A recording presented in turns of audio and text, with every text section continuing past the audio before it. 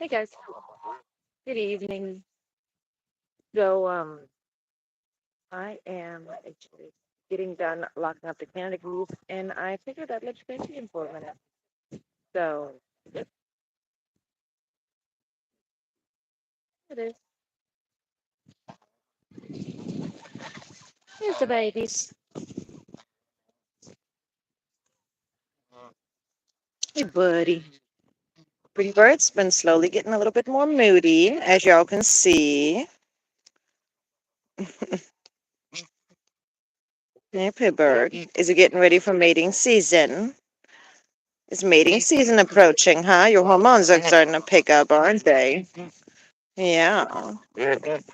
Dino, Dino, I said bedtime. No, it's bedtime. Look at that. Dino's just as argumentative as Pretty Bird. Look at these two. What do you guys think? Do you guys think Dino might be Pretty Bird's baby? Dino's face. Dino. Dino. Dino. And then look at Pretty Bird. What? Dino.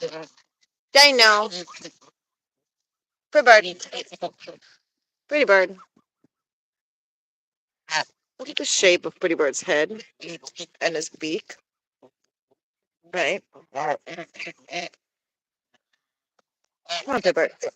Time to go back in. Let's go. It's night time. Let's go. Good boy. Dino. And then here's Dino.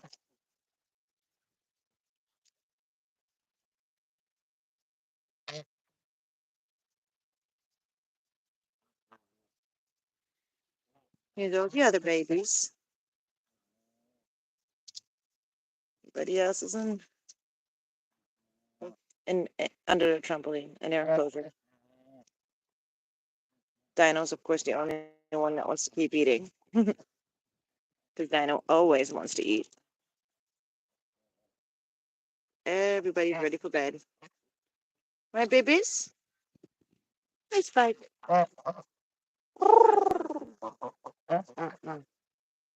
You want some num nums?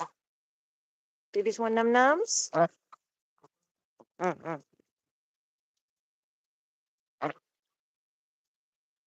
Is that so good?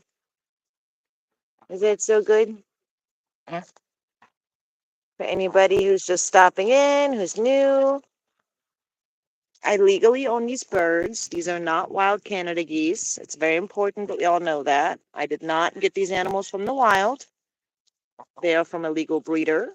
And I have the proper documentation and paperwork to prove that I legally own them.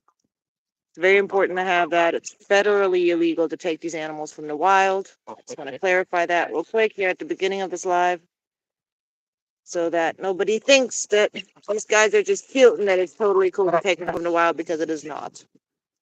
The babies? Yeah. What you doing, Spike? Wait, or are you Ducky? Let me see. You're Ducky. I'm sorry, Ducky.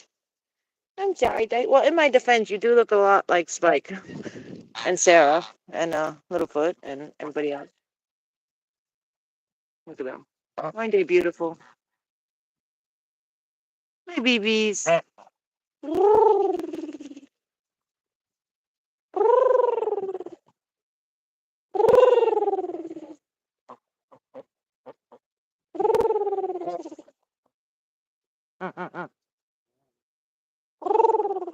Ducky.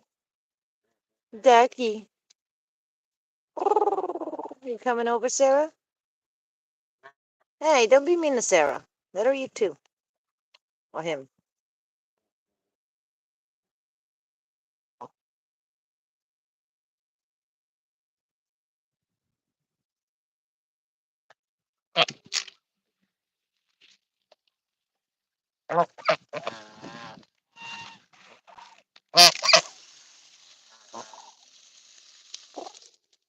You want some? That's my finger. Ow. Butthead. Mimi. Mimi. That wasn't a bite. That was a nibble. Like, I don't even have a mark. Trust me, if they wanted to bite me, they would bite me. But there's very low chance that these guys are going to bite me anything more than regular communication. Um, just body language kind of stuff and just trying to communicate what they want or need. Hey, Squirt. Hi, Squirt. Did you need some food over there, mamas? Did you want some num nums? Squirt, did you want some num nums? Yes?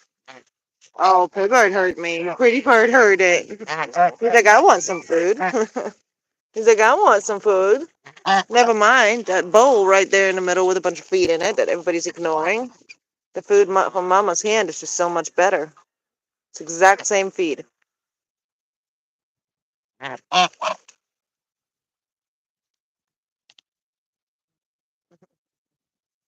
Hi, Pretty Bird. Pretty Bird is my gorgeous hybrid. He's a mix between a Chinese goose and a Canada goose. Isn't he beautiful? So unique and ever changing. Ever changing. Oh, if you go backwards in my videos, like by a couple years, you'll actually see that he looks very different. He has none of those white feathers on the back of his neck.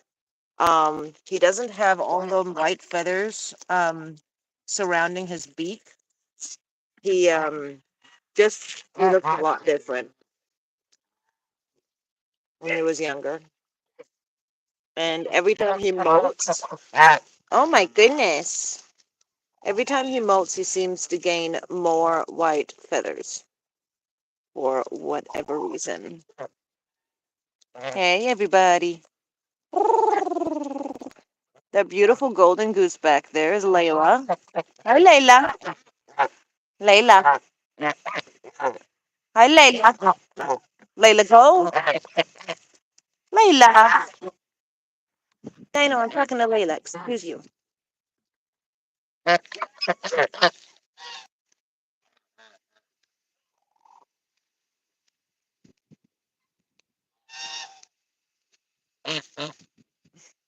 No, it's just normal. They're waterfowl, hon. They're actually herbivores. So, they will use the water to wash down the food. It's just something that they do. As you can see, they eat grass. That's actually what their main diet is made of. This is just some grains, basically some scratch, and then some waterfowl feed. Pretty much just make sure that they have everything they need. But yes, they waterfowl will often take their food into the water and either seep through it in the water and then eat it, or they will use the water to clean out their nares. It's actually a very important thing a lot of people don't realize when they first get ducks or geese, is that it's absolutely vital for their health that they have deep enough water to fit their entire heads into it, because their nostrils are actually open to their beaks and they can get feed stuck in their nostrils. And when that happens, they need to put their beak underwater or their face, their head into the water, and they blow out through the, like literally blow bubbles through the nose, and they push out any of whatever is stuck in there. And they also wash down their food with the water routinely. That's the other reason why they need to have that water all the time. I mean, they are waterfowl after all. But the other thing too, it's very, very important that geese have consistent access to having a pool, a pond, some sort of body of water where they can fit. This would be like literally an absolute bare minimum. So this is just one of their little buckets that they have. They also have a pond in the back of our yard, and they have multiple pools all over the yard. We have, let's see, we have two of those. Then we have two shallow pools, like two kiddie pool sized pools. And then we have two like 60-inch puppy pools, which are deeper, larger. It's like 60-inch, might be 70, I don't know. But they're bigger. They're like those puppy pools that you can get, and they're really great because they're not blow up, and they work great for ducks and geese. Because one of the reasons why those work really great is because ducks and geese actually have pretty large claws. Let me show you guys real quick here. I'll show you on Dino. See, they have claws in their flippers, as y'all can see. And them claws can be pretty darn sharp. And when they're in the water, it's great to use harder plastic or harder gummy kind of material um, for their pools, or to use puppy pools, which work really, really great. And I'm hoping that when, hopefully at some point, our channel will grow a little bit more, and um, at some point, maybe we'll find ourselves being sponsored by somebody who, by a company that makes puppy pools. I would totally do that because, see, this is one of the pools they have. This is just a shallow one. We do have a tiny goose as well. It's not a tiny goose as in a baby, but actually a tiny breed. And she's a cackling. She's another special breed of geese. She's a Canada goose subspecies. And she's right here. Hold on. Just put you guys through there. There she is. This is Squirt. Here's Pretty Bird. Big boy. She is smaller than a duck. Okay? Like she's tiny. And she's an adult. She is over, wait, let's see. This December she'll be 2. So, no, wait. She'll be 2.5? No, yes, she'll be 2 this December. I'm pretty sure she'll be 2 this December. No, wait. She is 2. We will have had her for 2 years this December. That's what it is. She turned 2 in July. And we will have had her for 2 years this December because we got her when she was about 6 months old. And there's another one of their pools. And then if y'all have any ducks or geese, let me show you guys real quick. Thank you so much, Canadian.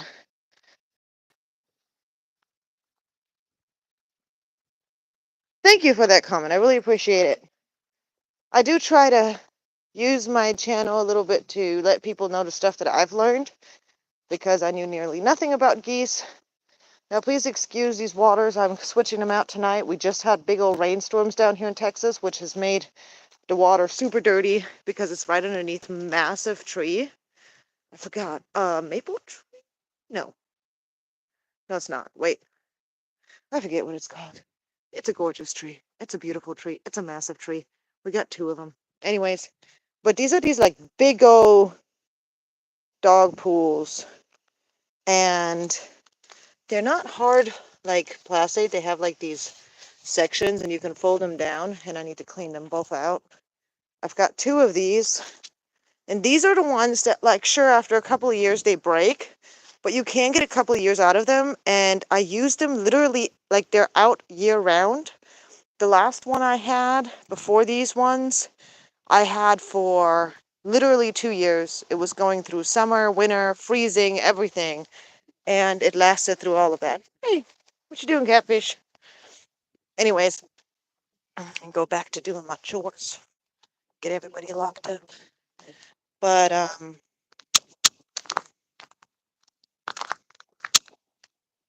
basically, hey. What I was trying to say was that I have learned a lot about geese over the years since I've kept geese, and I try to share with people everything that I've learned because there's a really bad kind of rep about geese that geese have in this world, and a lot of people only see them as a nuisance, a very aggressive animal.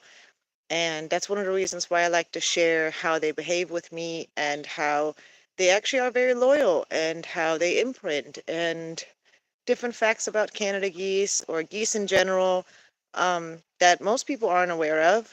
And that kind of shows people that they're just another animal that is really not much different or any less special than our dogs and cats and our pet birds and any other animal out there. I also try to let people know that if they find an orphaned Canada gosling or a wild animal in general, that it is actually illegal to keep them and raise them on your own.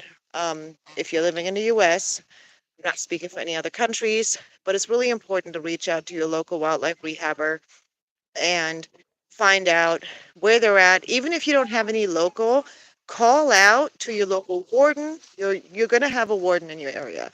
Call out to your local warden. Call out to your local rehabber. If you don't have a rehabber, look up waterfowl sanctuaries, even sanctuaries that are for like farm animals, like ducks and geese that are farm animals that are domestic animals. You can call them.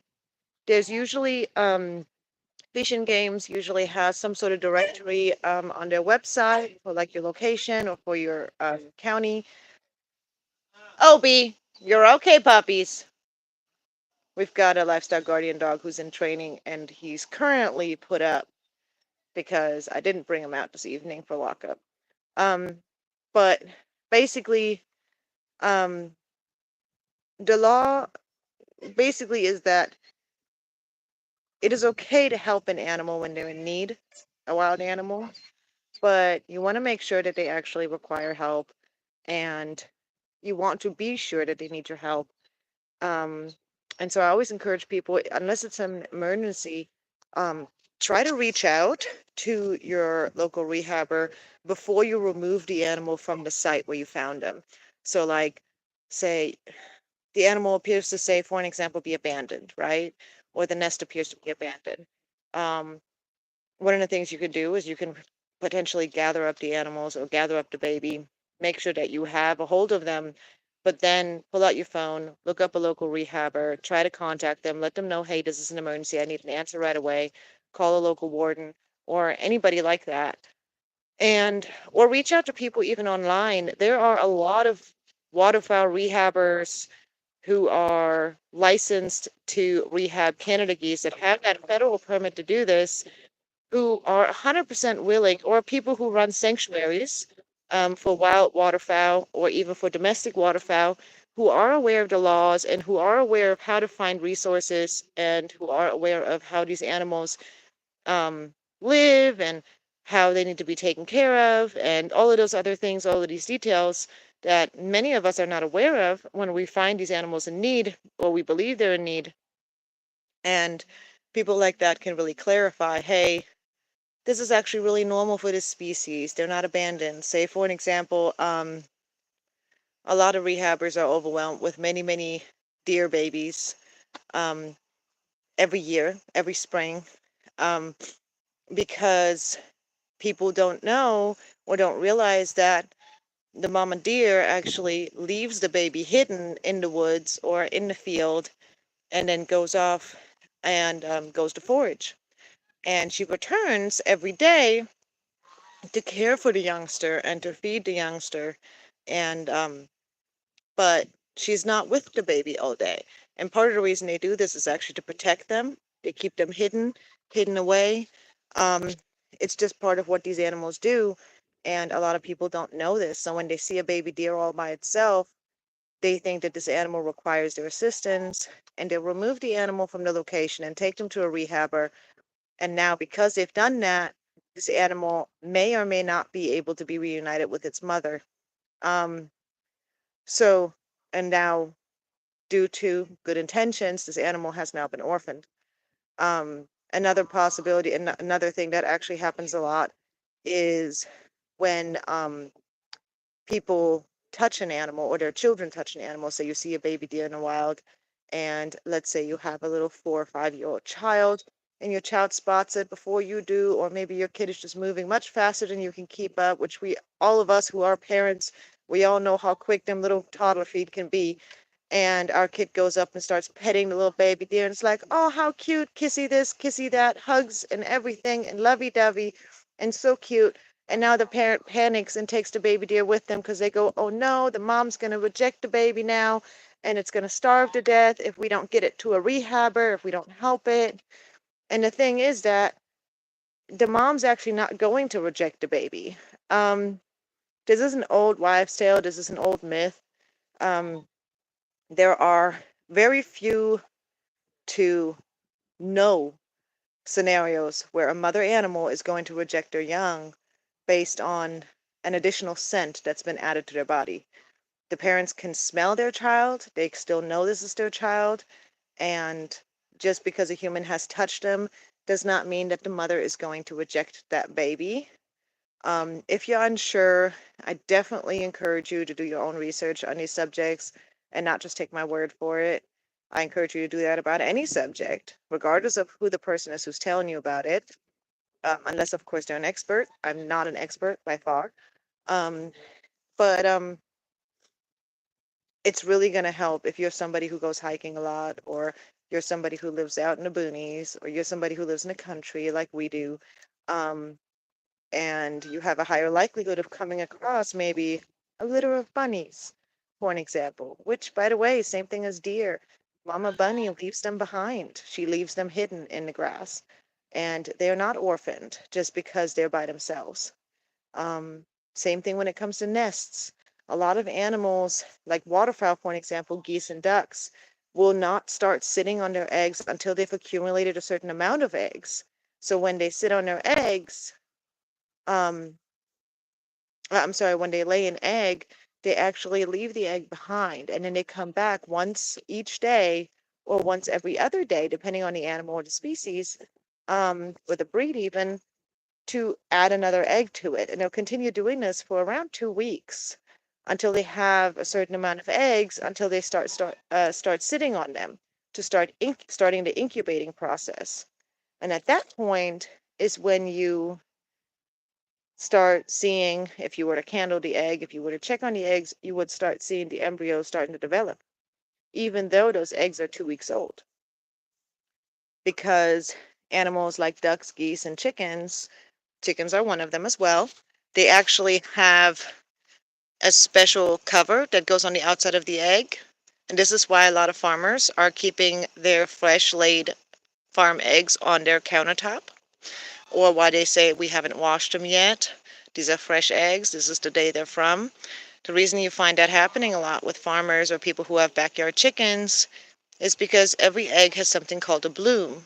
The bloom is basically like, imagine it's a layer of a force field almost, in a way, like a filter almost, that's on the outside of the shell, and it can be washed off, which is why these eggs usually are not washed until they're being used. And the bloom is something that protects them from bacteria. So this bloom filters out bacteria and such, but still allows oxygen in through the eggshell. And this is why chicken eggs, for an example, when they're laid by your chickens or by the farmer's chickens, can be kept in room temperature on your countertop for up to 2 weeks without going bad or spoiling. Um, it's something a lot of people are surprised about or not quite 100% comfortable with because they're not familiar with it. It's kind of strange. You know, eggs belong in the fridge. What are you thinking? Why would you take that risk? And like I said, as long as you don't wash them, that is completely fine to do that. Again, always do your own research, and yeah, don't take anybody's word for it unless you know for sure they're an expert. Now, I know you want some more snacks. Let's see. You turn you guys around and turn on that flash again. Hey, Dino. Hey, babies. Hi, babies. Let me come in. Hi, baby. Hi, babies. Some num nums? Nums to mama. Yes, pretty bird. You can have some too. Look at good birdies. Let's make good birdies. See, for my these, I have multiple water sources in here. Even though this is their overnight sleeping spot, they have a water source right there. A big black bucket right there. They could even sit in it whenever they want to. That gray little thing, I don't know if y'all can see right there to the right, kind of middle of the screen. That's another water source to make sure that little itty bitty squirt can get to the water easily. And then we have a larger bucket right over here that a goose fits into very easily in case they decide they want to take a little dip overnight. We have that little kennel over there. It is open. It has no door. The reason it's there is in case Squirt is experiencing any attitude from any of the other geese, because she is the smallest and the most vulnerable because of that. So she has a place that she can go hide. Also, everything, the bowls and the kennel and things like that are removed off of the edges so that Squirt can go behind them and lay down behind them if she needs to or if she chose to, so that she can get away from them if she needed to.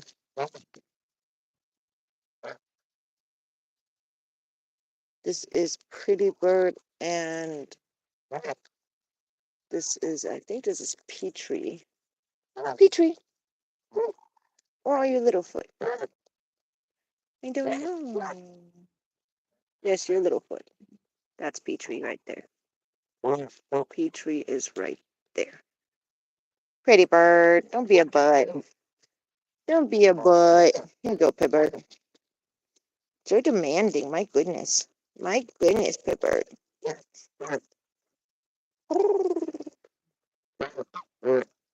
And then to finish off the video, I'll let you guys know a couple of cute little facts about Canada geese. Canada geese mate for life. They're exceptionally loyal to their mates. Um, they can live for 20 plus years. The oldest Canada goose to have ever been recorded in captivity was actually 48 years old. The oldest Canada goose to have ever lived in the wild was about 33. And Canada geese can fly upside down. They can sleep while they're flying. They can fly many, many hundreds, if not over 1,000 miles in just a day. And they migrate every year. Many, if not most of them do. They raise their young every year together. A mated pair will remain together throughout the entire year, unless there are extenuating circumstances. For an example, if the mated pair has young and they raise up their goslings, and let's say mama has some injury to her wing that prevents her from flying, and the flock goes to migrate, the father will take the young to teach them the migrating route, and then he will return to his mate the following spring.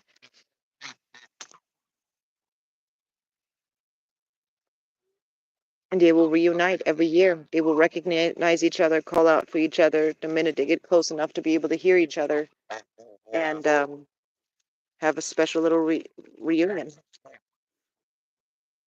Canada goslings remain with their parents for a minimum of 10 to 12 months, sometimes even longer than that. They continue to learn from their parents for the entire first year of their life, sometimes longer than that. And they actually do not mature to the point of being able to mate until they are between 2 and 4 years old. So until they're 2 to 4 years old, they're technically still babies. A Canada gosling is completely dependent on their parents. Oh my goodness, you're so loud. Hi, Layla. You can tell your dog to be quiet. Beef. Yes, I know. Yes, Pretty Bird.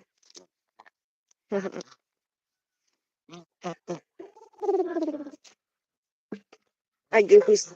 Mama's gonna go night night now. I love you. Night night. Night night. Night night. Starting to rain. Night night, Charlie. Mm-mm. Mm-mm. Night night, night night. Yes, yes. Anyways, guys, hope y'all enjoyed this little live this evening. And I hope that some of that information can be beneficial to you. And I hope you guys enjoyed Canada's and all my other geese. Anyways, y'all have a good night. We'll see you guys next time. Say night night. Hi, Layla. Hi, Layla. Night night, Layla. Night night, Pretty Bird. Good night, y'all.